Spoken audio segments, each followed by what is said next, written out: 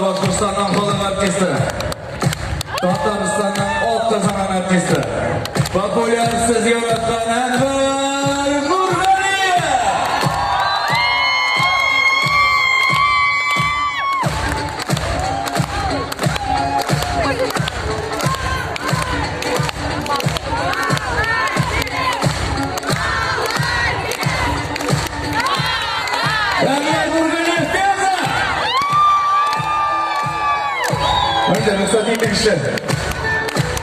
Bizning muzikantlar jishlardan bir firqiga to'g'ri bir topqiralar heyecanlı kesip kilesinden alkışlar aslında bizning talantli jishlarimiz Oytugan Maysulli,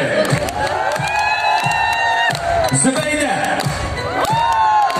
bütün talantli büyükçilerimiz Evelina, Anya, muzikantlarımız Bayanda, Batir Samira,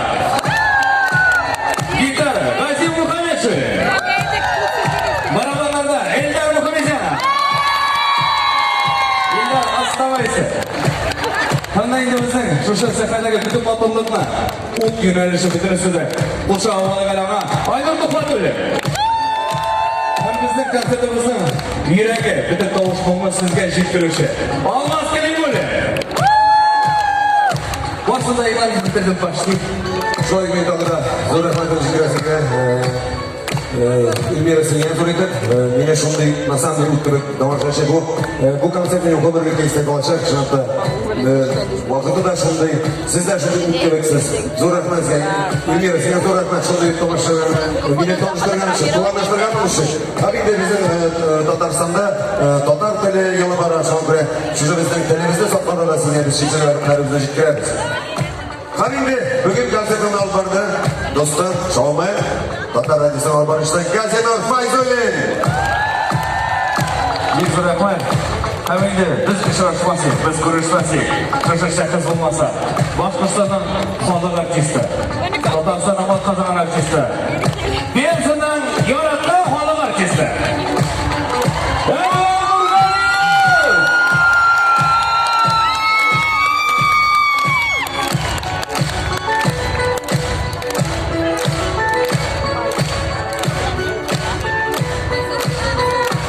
Benzun. Sizning yo'qchilar.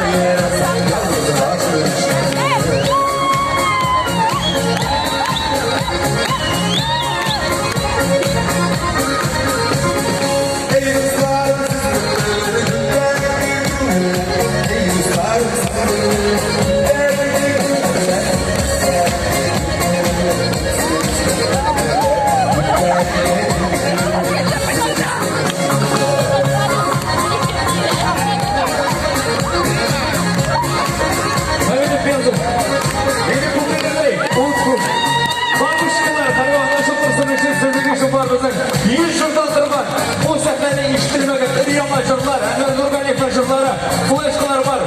Rakip ekibi bize kızlardan sırıyor olasınız iyiydi. Geldi rahmet sizge. Rangon Nurgaliya.